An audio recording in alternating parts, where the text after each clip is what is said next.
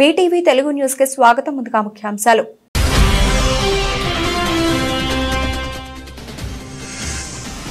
Trump విధానాలపై fed chairman Jerome ఆగ్రహం. సుంకాల పెంపుతో ద్రవ్యోల్బణం తీవ్ర స్థాయికి చేరుకుంటుందన్న fed chairman Jerome Powell.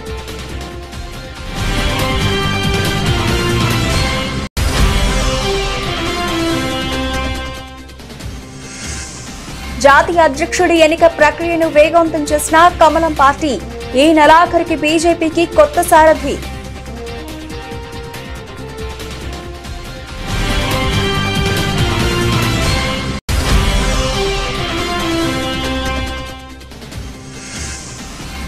Japan చేరుకున్న తెలంగాణ సీఎం రేవంత్ రెడ్డి బృందం.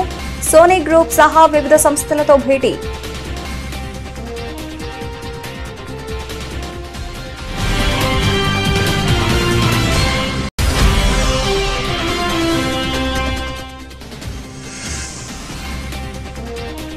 ఈ ఏడాది నంది అవార్డులు, నంది నాటకోత్సవాలు ప్రకటించిన ఏపీ మంత్రి కందుల దుర్గేష్.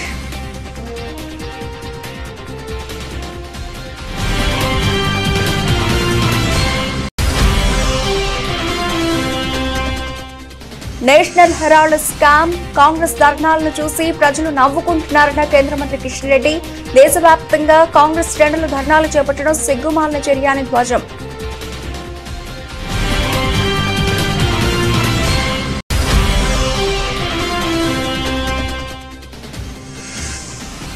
టీడీపీ హయాంలో పెద్ద ఎత్తున ఆలయాల ధ్వంసం. నేడు తిరుమల పవిత్రతను మంటగలుపుతున్నారంటూ మండిపడ్డ మాజీ ఎమ్మెల్యే మల్లాది విష్ణు.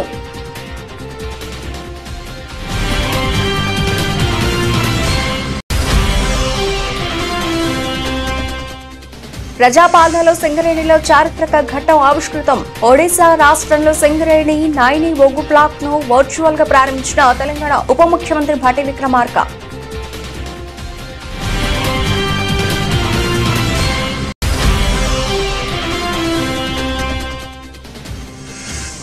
మోదీకి చిత్తశుద్ధి ఉంటే హెచ్సీయూ కుంభకోణంపై విచారణకు ఆదేశించాలి డిమాండ్ చేసిన మాజీ మంత్రి బీఆర్ఎస్ ఎమ్మెల్యే కేటీఆర్.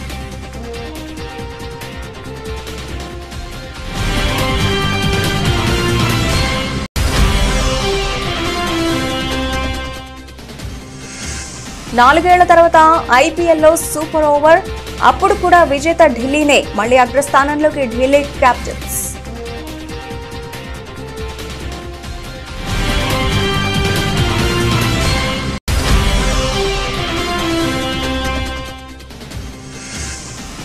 $98,000 దాటిన బంగారం ధర.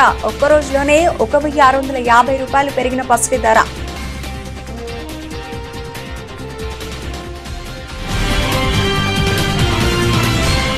అమెరికా అధ్యక్షుడు డొనాల్డ్ ట్రంప్ అంతర్జాతీయ వాణిజ్య భాగస్వాములపై విధించిన సుంకాల ప్రభావం అగ్రరాజ్య కంపెనీలు, పరిశ్రమలపై పెను ప్రభావం చూపుతోంది. దీంతో ట్రంప్ ఆర్థిక విధానాలపై స్వదేశంలోనూ పెద్ద ఎత్తున విమర్శలు వ్యక్తమవుతున్నాయి. ఇప్పటికే అమెరికాలోనే అతిపెద్ద ఆర్థిక వ్యవస్థ కలిగిన కాలిఫోర్నియా ఈ విషయంలో ట్రంప్ పరిపాలన యంత్రాంగంపై న్యాయ పోరాటానికి సిద్ధం కాగా, తాజాగా America central bank Fed chairman Jerome Powell దీనిపై స్పందిస్తూ తీవ్ర విమర్శలు గుప్పించారు. ట్రంప్ టారిఫ్ విధానాలతో అమెరికాలో తీవ్ర పరిణామాలు తప్పవని ఆయన మండిపడ్డారు. సుంకాల పెంపుతో ద్రవ్యోల్బణం తీవ్ర స్థాయికి చేరుకుంటుందని ఆయన పేర్కొన్నారు. ట్రంప్ పాలనలో విధానపరమైన మార్పులు, ఫెడరల్ రిజర్వ్ సిస్టమ్, అమెరికా కేంద్ర బ్యాంకును ముంచేశాయని ఆయన తీవ్ర స్థాయిలో విమర్శించారు. The level of tariff increases announced so far is significantly larger than anticipated, and the same is likely to be true of the economic effects, which will include higher inflation and slower growth. Both survey and market-based measures of near-term inflation expectations have moved up significantly, with survey participants pointing to tariffs. Survey measures of longer-term inflation expectations, for the most part, appear to remain well anchored as well. Market-based break-evens continue to run close to 2%. So, as we gain a better understanding of the policy changes, we'll have a better sense of the implications for the economy and hence for monetary policy. Tariffs are highly likely to generate at least a temporary rise in inflation. BJP తదుపరి జాతీయ అధ్యక్షుడిని ఎన్నుకునే ప్రక్రియను కమలం party వేగవంతం చేసింది. ఈ నెల చివరి నాటికి కమలం పార్టీకి కొత్త సారథి రానున్నట్లు తెలిసింది. ఈ మేరకు సంబంధిత వర్గాలను ఊటంకిస్తూ జాతీయ మీడియాలో వరుస కథనాలు వస్తున్నాయి. పార్టీ రాజ్యాంగం ప్రకారం జాతీయ అధ్యక్షుడిని బీజేపీ నేషనల్ ప్రెసిడెంట్ ఎన్నుకునే ప్రక్రియను ప్రారంభించే ముందు కనీసం సగం రాష్ట్ర యూనిట్లలో సంస్థాగత ఎన్నికలు పూర్తి చేయాల్సి ఉంటుంది. ఇందులో భాగంగానే ప్రస్తుతం జరుగుతున్న సంస్థాగత ఎన్నికలు సజావుగా సాగుతున్నాయని పార్టీ వర్గాలు తెలిపాయి. 19 రాష్ట్ర అధ్యక్షుల పేర్లను ప్రకటించిన తర్వాత పార్టీ తదుపరి జాతీయ అధ్యక్షుడి కోసం ప్రక్రియ ప్రారంభమవుతుంది. అయితే ఇప్పటికే 14 రాష్ట్రాల్లో సంస్థాగత ఎన్నికలు పూర్తయ్యాయి. ఆయా రాష్ట్ర అధ్యక్షుల పేర్లను కూడా ప్రకటించారు. కీలక రాష్ట్రాలైన ఉత్తరప్రదేశ్, గుజరాత్, మధ్యప్రదేశ్, కర్ణాటక, ఒడిశా రాష్ట్రాల అధ్యక్షుల పేర్లు ఖరారు కావాల్సి ఉంది. ఇందుకోసం పార్టీ అగ్రనాయకత్వం విస్తృత చర్చలు జరుపుతోంది. ఈ రాష్ట్రాలకు 2-3 రోజుల అధ్యక్షులను నియమించే అవకాశం ఉంది. ఆ తర్వాత జాతీయ అధ్యక్షుడి నియామక ప్రక్రియను చేపట్టనున్నట్లు సదరు వర్గాలు వెల్లడించాయి. ఈ నెలాఖరికి లేదా వచ్చే నెల ఆరంభంలో ఈ ప్రక్రియ పూర్తి కానున్నట్లు పార్టీ అంతర్గత వ్యక్తుల ద్వారా తెలిసింది. 5 ఏళ్లకోసారి ఏర్పాటయ్యే ఆర్థిక సంఘం భారత రాజ్యాంగం నిర్దేశించిన విధులను నిర్వర్తిస్తోందని, కేంద్ర ప్రభుత్వ పన్నుల రాబడిలో రాష్ట్రాలకు ఏ విధంగా పంపిణీ చేయాలనే దానిపై సిఫార్సులు చేస్తుందని 16వ ఆర్థిక సంఘం చైర్మన్ డాక్టర్ అరవింద్ పనగారియా అన్నారు. విజయవాడ నోవాటెల్లో జరిగిన మీడియా సమావేశంలో మాట్లాడుతూ నిధుల వాటా పంపిణీకి సంబంధించి సిఫార్సులు చేసేందుకు వీలుగా రాష్ట్రాలతో విస్తృత సంప్రదింపులతో పాటు వివిధ వర్గాల నుంచి సలహాలు, సూచనలు తీసుకోవడం జరుగుతుందని, ఈ క్రమంలో ఇప్పటికే 22 రాష్ట్రాల్లో పర్యటించడం జరిగిందని, 23వ రాష్ట్రంగా ఆంధ్రప్రదేశ్ లో పర్యటిస్తున్నట్లు తెలిపారు. వచ్చే 20-25 సంవత్సరాల్లో భారతదేశం ఎలా ఉండబోతోందో, 2047 వికసిత భారత దార్శనికత గురించి మరియు స్వర్ణాంధ్ర 2047 దార్శనికతను వివరించారన్నారు. ఆంధ్రప్రదేశ్ రాష్ట్ర ఆర్థిక వ్యవస్థపై విభజన ప్రభావం, వనరుల లభ్యత, భవిష్యత్ అవసరాలను ముఖ్యమంత్రి తన ప్రెజెంటేషన్ లో కవర్ చేశారని తెలిపారు. ఆర్థిక సంఘం వర్టికల్ డెవల్యూషన్ వాటా ప్రస్తుతం ఉన్న 41% నుంచి 50% పెంచాలని ముఖ్యమంత్రి కోరినట్లు తెలిపారు. ఆంధ్రప్రదేశ్ విభజన తర్వాత ఎదురయ్యే సవాళ్లను commission పరిశీలిస్తుందన్నారు. So that weight is recommended to be reduced to 30%. Tax and fiscal effort, that is, for each rupee worth of GSDP, how much revenue do you raise, right? If you raise more, then that should be incentivized. That's the idea, or that should be rewarded. So the 15th had given a weight of 2.5% to that. Andhra Pradesh, instead of that, has recommended that contribution of agriculture and allied sectors to the gross state value added in the total gross value. Telangana ముఖ్యమంత్రి రేవంత్ రెడ్డి నేతృత్వంలోని బృందం Japan చేరుకుంది. వారం రోజుల పాటు ఈ బృందం Japan లో పర్యటించనుంది. జపాన్ లోని భారత రాయబారి షింబు జార్జ్ ముఖ్యమంత్రి రేవంత్ రెడ్డికి, ఇతర అధికారులకు ఆతిథ్య విందు ఏర్పాటు చేశారు. జపాన్ రాజధాని టోక్యోలోని 100 ఏళ్ల నాటి ఇండియా హౌస్ లో జరిగిన ఈ విందులో రేవంత్ రెడ్డితో పాటు పలువురు తమిళనాడు ఎంపీలు పాల్గొన్నారు. రేపు టోక్యోలో Sony group, Japan International Cooperation Agency, Japan bio industry association తో సహా వివిధ సంస్థలతో ముఖ్యమంత్రి సమావేశం కానున్నారు. గురువారం సాయంత్రం రాష్ట్ర బృందం తోషిబా ఫ్యాక్టరీని సందర్శించనుంది. కూటమి ప్రభుత్వంలో కళలు, కళాకారులకు మంచి రోజులు వచ్చాయని ఏపీ పర్యాటక, సాంస్కృతిక, సినిమాటోగ్రఫీ మంత్రి కందుల దుర్గేష్ అన్నారు. విజయవాడ తుమ్మలపల్లి వారి క్షేత్రీయ కళాక్షేత్రంలో ఆంధ్రప్రదేశ్ రాష్ట్ర చలనచిత్ర, టీవీ మరియు నాటక రంగ అభివృద్ధి సంస్థ ఆధ్వర్యంలో నిర్వహించిన తెలుగు నాటక రంగ దినోత్సవం 2025 ఘనంగా జరిగింది. ఈ సందర్భంగా నాటక రంగంలో అత్యుత్తమ ప్రతిభ కనబరిచిన 110 మంది కళాకారులకు మంత్రి దుర్గేష్ చేతుల మీదుగా అవార్డులను ప్రదానం చేశారు. అందులో భాగంగా రాష్ట్ర స్థాయిలో 3 కందుకూరి ప్రతిష్టాత్మక రంగస్థల పురస్కారాలు, జాతీయ స్థాయిలో 107 మందికి కందుకూరి విశిష్ట పురస్కారాలను అందజేశారు. ఈ సందర్భంగా మంత్రి కందుల దుర్గేష్ మాట్లాడుతూ నంది అవార్డులు, నంది నాటకోత్సవాలు ఏడాది తప్పకుండా నిర్వహిస్తామని స్పష్టం చేశారు. పౌరాణిక, పద్య నాటకాలకు నేటికి ఆదరణ ఉందని, ఆధునిక నాటకాన్ని ముందుకు తీసుకెళ్లాల్సిన ఆవశ్యకతను ఆయన వివరించారు.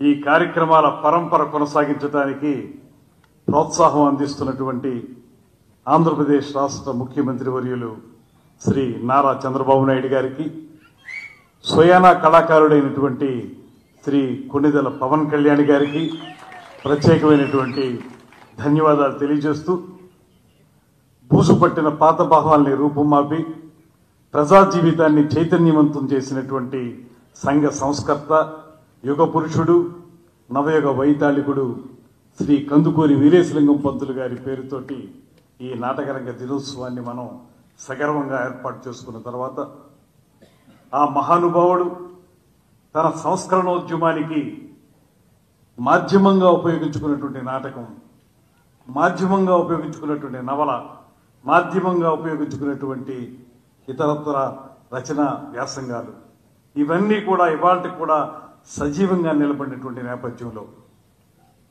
తెలుగులో మొట్టమొదటి నాటకాన్ని శ్రీ కందుకూరి వీరేశలింగం పంతులు గారే రచించారనేటువంటి మాట మనందరికీ తెలుసు. వ్యవహార బోధిని, వ్యవహార ధర్మ బోధిని అనేటువంటి నాటకంతో ప్రారంభించి సత్యహరిశ్చంద్ర లాంటి నాటకాలు ఆ రోజుల్లో ఆయన రాశారు. ఆ తర్వాత రాజశేఖర చరితం అనేటువంటి నవలను కూడా వారు రచించడం జరిగింది.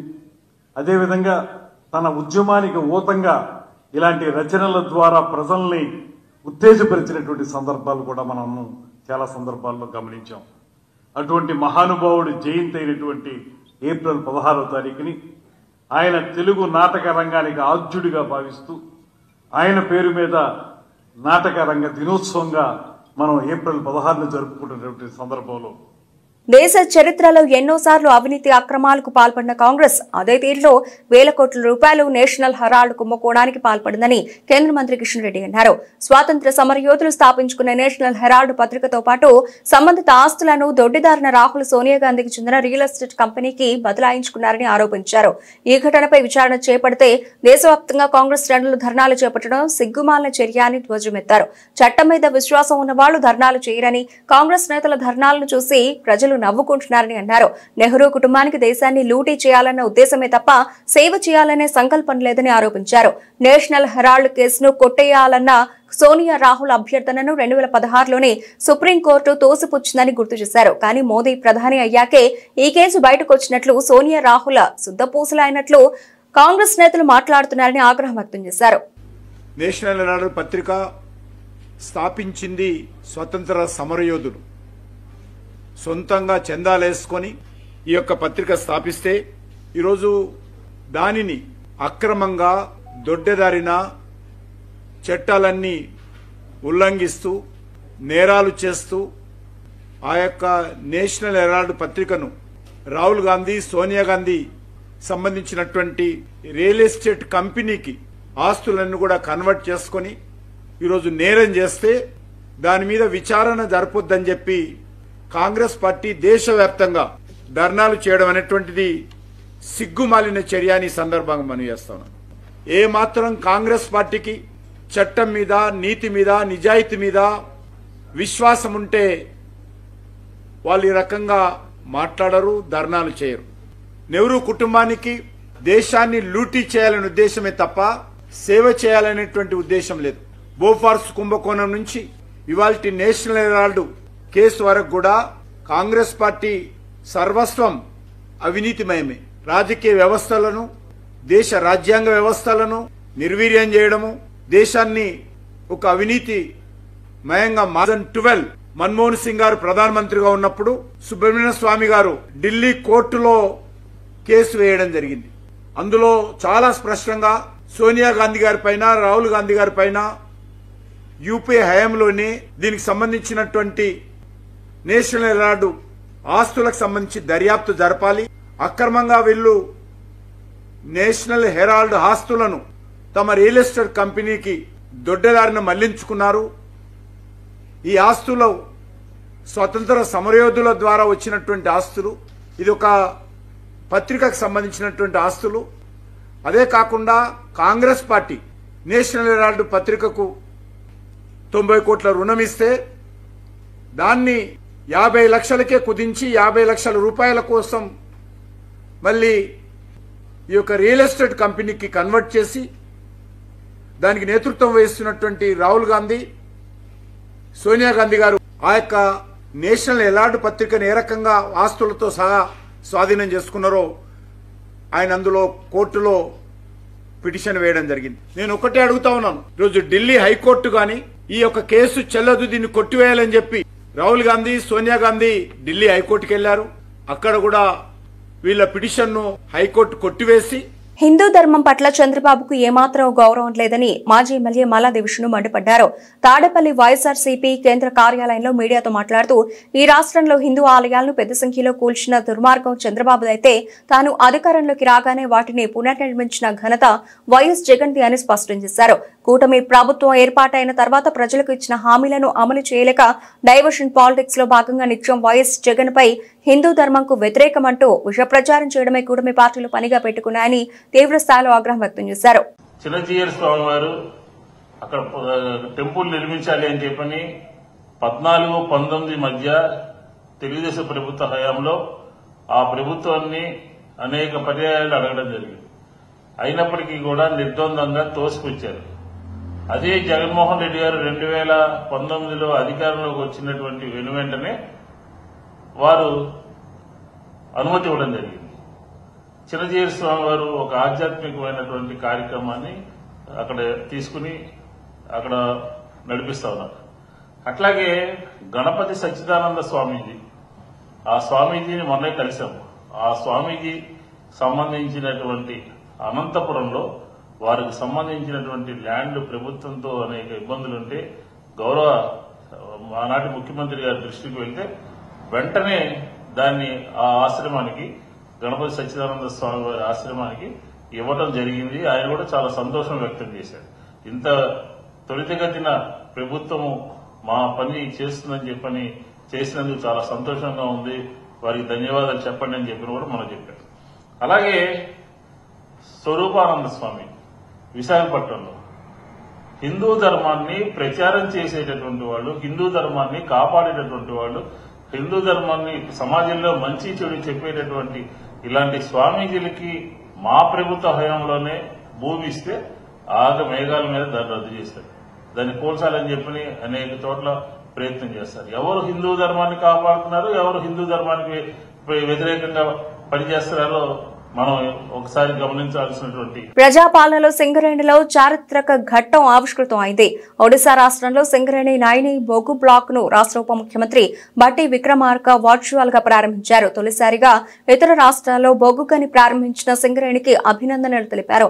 సింగరేణికి కాదు, తెలంగాణ రాష్ట్రానికి ఇది ఒక ఆనందకర సందర్భం అని ఆయన పేర్కొన్నారు.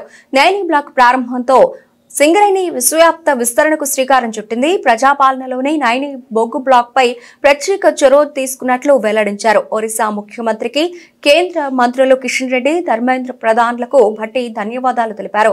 గనికి సహకరించిన అంగుల్ జిల్లా ప్రజలకు ఉద్యోగోపాధి అవకాశాలకు కృషి చేస్తామన్నారు. పెద్ద ఎత్తున సామాజిక బాధ్యత కార్యక్రమాలు చేపడతామని భరోసా ఇచ్చారు. 1600 మెగావాట్ల థర్మల్ పవర్ ప్లాంట్ ఏర్పాటుకు సన్నాహాలు చేస్తున్నట్లు స్పష్టం చేశారు. ఈ ప్రారంభోత్సవ కార్యక్రమంలో రాష్ట్ర ఇంధన శాఖ ముఖ్య కార్యదర్శి సందీప్ కుమార్ సుల్తానియా, ట్రాన్స్కో సీఎండీ భాస్కర్, ఒడిశా నుంచి స్థానిక ఎమ్మెల్యే అగస్తి బెహ్రా, సింగరేణి సీఎండీ ఎన్ బలరాం తదితరులు పాల్గొన్నారు. ఏపీలో ప్రభుత్వం చేస్తున్న అప్పులపై మాజీ మంత్రి బుగ్గన రాజేంద్రనాథ్ స్పందించారు. కూటమి ప్రభుత్వంపై సంచలన ఆరోపణలు చేశారు. ఈ సందర్భంగా ఆయన మాట్లాడుతూ 14వ ఆర్థిక సంఘం సమయంలో టీడీపీ ప్రభుత్వం అధికారంలో ఉండగా 15వ ఆర్థిక సంఘం సమయంలో వైఎస్ఆర్సీపీ ప్రభుత్వం ఉన్నాయని తెలిపారు. వైఎస్ఆర్సీపీ హయాంలో ప్రభుత్వ అప్పు గురించి టీడీపీ ప్రజలను తప్పుదోవ పట్టించిందని అన్నారు.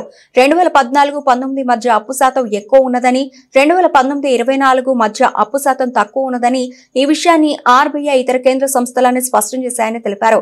10 నెలలలోపై ఈ ప్రభుత్వం 90,000 కోట్ల రూపాయలు అప్పు చేస్తుందని అన్నారు. ప్రజలకు ఒక్క పథకం కూడా ఇవ్వలేదని, డబ్బులన్నీ ఏమవుతున్నాయో తెలియడం లేదని మండిపడ్డారు. ఏమైనా రాజధాని అమరావతి నిర్మాణం అని చెబుతున్నారని, కూటమి ప్రభుత్వం ఒక రాజధాని కడుతున్నారా, నగరం కడుతున్నారా చెప్పాలి అని ప్రశ్నించారు. ఇక 16వ ఆర్థిక సంఘం వివిధ రాష్ట్రాల పర్యటనలో భాగంగా ఆంధ్రప్రదేశ్ కు వచ్చిందని, ఈ ఆర్థిక సంఘానికి వైఎస్ఆర్ కాంగ్రెస్ పార్టీ తరఫున సూచనలు చేస్తున్నామని అన్నారు. ఆర్థిక సంఘం రాష్ట్రానికి సంబంధించిన పన్నుల వాటా, స్థానిక సంస్థల గ్రాంటు, ప్రత్యేక గ్రాంట్లు సిఫార్సులు చేస్తుందని, సెస్లు, సర్చార్జీల కారణంగా రాష్ట్రాలకు వచ్చే పన్నుల వాటా తగ్గుతోందని వివరించారు. అదేవిధంగా ఏవైతే రాష్ట్రానికి సంబంధించిన వ్యవహారాలు ఉన్నాయో తెలియజేయడం కూడా జరిగింది. ఒకటి ముఖ్యంగా ఆర్థిక సంఘం చేసే సిఫార్సులు ఏవైతే ఉంటాయో రాష్ట్రాలకు సంబంధించిన పన్నుల వాటా కేంద్రానికి వివిధ పన్నుల ద్వారా ఏదైతే రెవెన్యూ సమకూరుతుందో, income tax, corporation tax, GST, customs, central excise ఇవన్నీ కూడా ఉంటాయో అందులో రాష్ట్రాలకు కూడా కొంత వాటా వస్తుందన్నమాట. ఎందుకంటే రాష్ట్రాలన్నీ కలిపితేనే దేశం అవుతుంది కాబట్టి అయితే అది ఎంత వాటా రావాలా అనేది ఆర్థిక సంఘము సిఫార్సు చేస్తారనమాట. అదేవిధంగా వివిధ రాష్ట్రాలలో కూడా ఏ రాష్ట్రానికి ఎంత రావాలని కూడా ఆర్థిక సంఘం సిఫార్సు చేస్తారనమాట.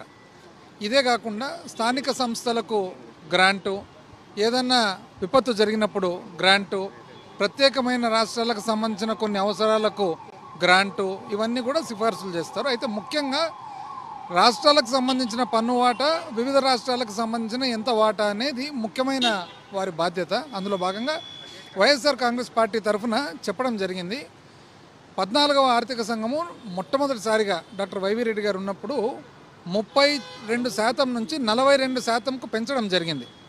రేవంత్ రెడ్డి హెచ్సియు భూములపై చేసిన కుంభకోణంపై మోదీ విచారణకు ఎందుకు ఆదేశించడం లేదని మాజీ మంత్రి బీఆర్ఎస్ వర్కింగ్ ప్రెసిడెంట్ కేటీఆర్ ప్రశ్నించారు. ఈ విషయమై ఆయన మీడియా సమావేశంలో మాట్లాడుతూ హెచ్సియు భూముల్లో రేవంత్ ప్రభుత్వం విధ్వంసను సృష్టిస్తూ ఉన్నారని, మోదీ హర్యానాలో మాట్లాడారని, అయితే మోదీ మాటల వరకైనా హెచ్సియు భూముల కుంభకోణంపై విచారణకు ఎందుకు ఆదేశించడం లేదన్నారు. సుప్రీంకోర్టు నియమించిన సిఈసి హెచ్సియు భూములపై కుంభకోణం జరిగిందని, ఇన్వెస్టిగేషన్ కమిటీని ఏర్పాటు చేయాలని నిన్న నివేదిక ఇచ్చిందని తెలిపారు. ఈ కుంభకోణంపై తమ పార్టీ తరఫున అన్ని ఆధారాలతో సహా లేఖ రాశామన్నారు. మోదీకి చిత్తశుద్ధి ఉంటే ఈ కుంభకోణంపై విచారణకు ఆదేశించాలని కేటీఆర్ డిమాండ్ చేశారు. లేదంటే మోదీ ప్రభుత్వం మాటల ప్రభుత్వమని మేమే కాదు తెలంగాణ ప్రజలు కూడా అనుకుంటారని అన్నారు. మోడీ గారు మాట్లాడి ఆర్ఆర్ ట్యాక్స్ అన్నదానికి వార్షికోత్సవం అయిపోయింది. ఏప్రిల్ 24లో మాట్లాడిండు. 25 దాకా ఏం కార్యవాయి లేదు, ఏం విచారణ లేదు, దానికి తదుపరి కార్యాచరణ ఏమీ లేదు. మళ్ళీ నిన్న మాట్లాడిండు. ఏప్రిల్ 25 మళ్ళీ సంవత్సరానికి మెలకు వచ్చింది మోడీ గారికి.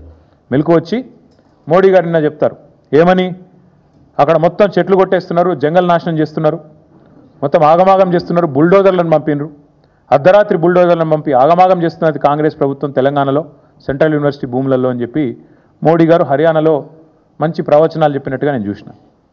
నేను నరేంద్ర మోడీ గారిని అడుగుతా ఉన్నా, this is the report of central empowered committee appointed by supreme court of India. Central empowered committee interim report लो स्पष्टंगा చెప్తున్నది. मोदी साहब मैं आपको अंग्रेजी में सुनाना चाहता हूं. सेंट्रल एम्पावर्ड कमेटी जो कि सुप्रीम कोर्ट से अपॉइंट किया गया, उन्होंने साफ साफ कहा कि in view of the seriousness of the violations and potential financial impropriety an independent investigation by any specialized agency may be ordered. This is the report, this is the recommendation of interim recommendation of the committee.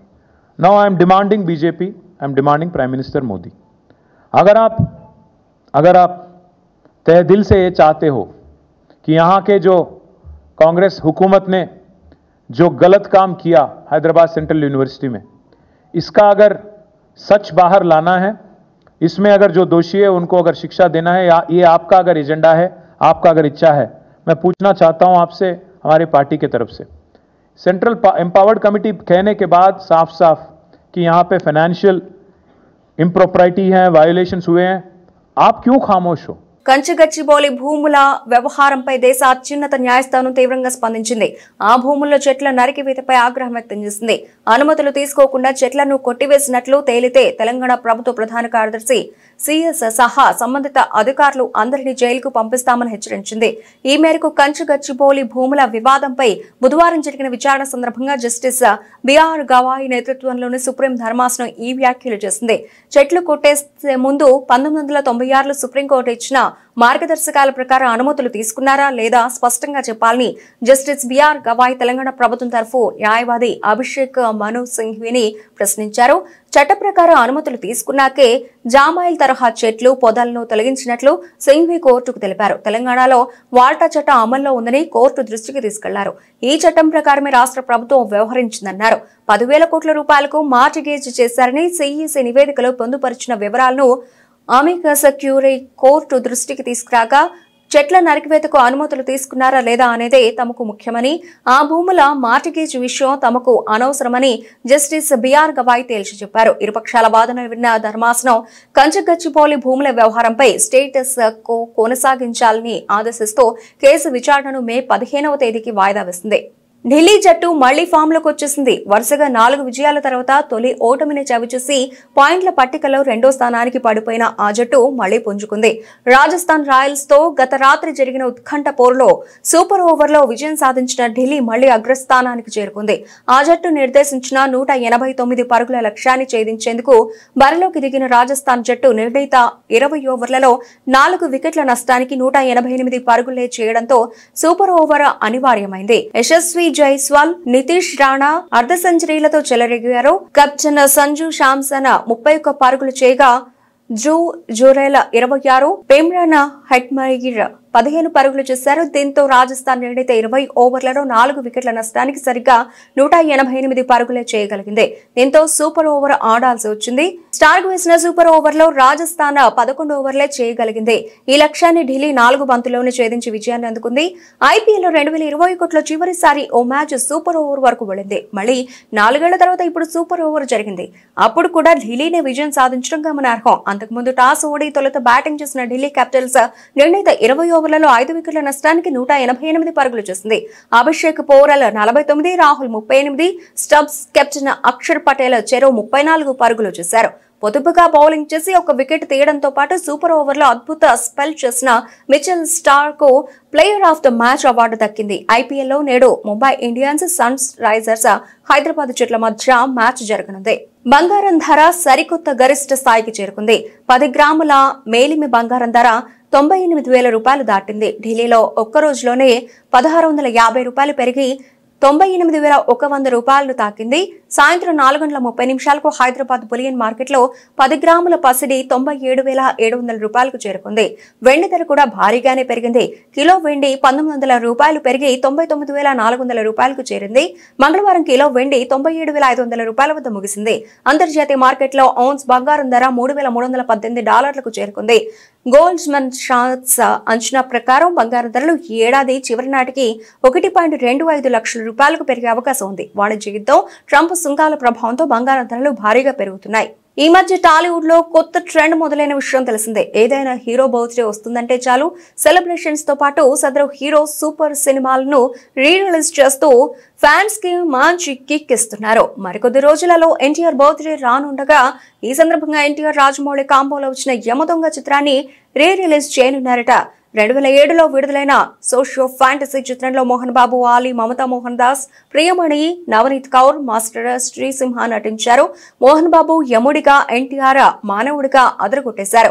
ఇందులోని songs కూడా super hit. NTR birthday మే 20న కాగా ఈ సందర్భంగా యమదొంగ సినిమాను మే 18వ తేదీన re-release చేస్తున్నారు.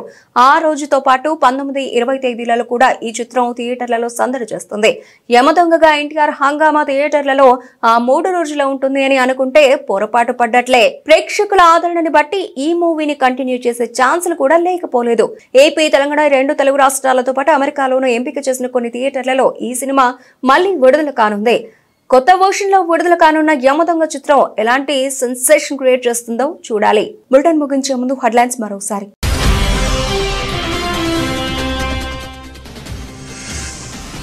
Trump విధానాలపై fed chairman Jerome ఆగ్రహం. సుంకాల పెంపుతో ద్రవ్యోల్బణం తీవ్ర స్థాయికి చేరుకుంటుందన్న fed chairman Jerome Powell.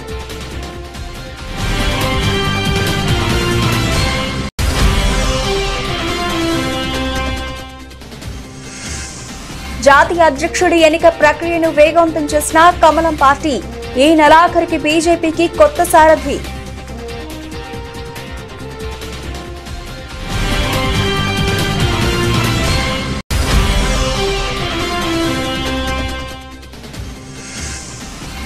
Japan చేరుకున్న తెలంగాణ సీఎం రేవంత్ రెడ్డి బృందం.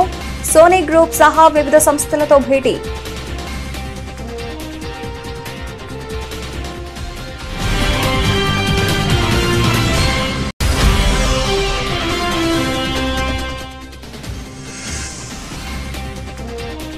ఈ ఏడాది నంది అవార్డులు, నంది నాటకోత్సవాలు ప్రకటించిన ఏపీ మంత్రి కందుల దుర్గేష్.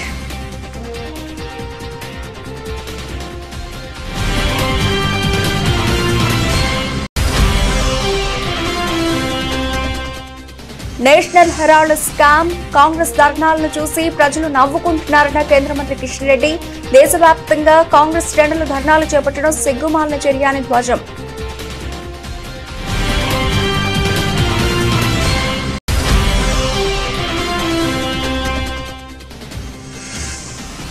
టీడీపీ హయాంలో పెద్ద ఎత్తున ఆలయాల ధ్వంసం, నేడు తిరుమల పవిత్రతను మంటగలుపుతున్నారంటూ మండిపడ్డ మాజీ ఎమ్మెల్యే మల్లాది విష్ణు.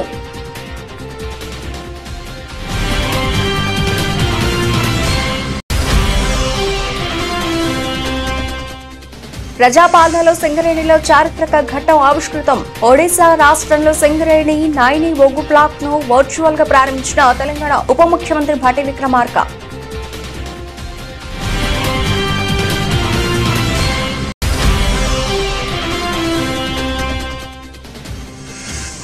మోదీకి చిత్తశుద్ధి ఉంటే హెచ్సియు కుంభకోణంపై విచారణకు ఆదేశించాలి డిమాండ్ చేసిన మాజీ మంత్రి బీఆర్ఎస్ ఎమ్మెల్యే కేటీఆర్.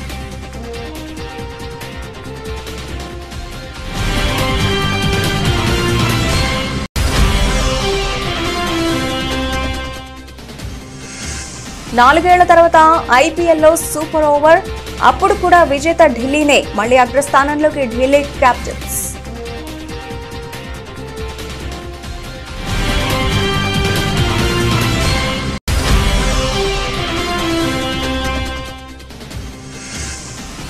$98,000 దాటిన బంగారం ధర. ఒక్కరోజులోనే $1,650 పెరిగిన పసిడి ధర.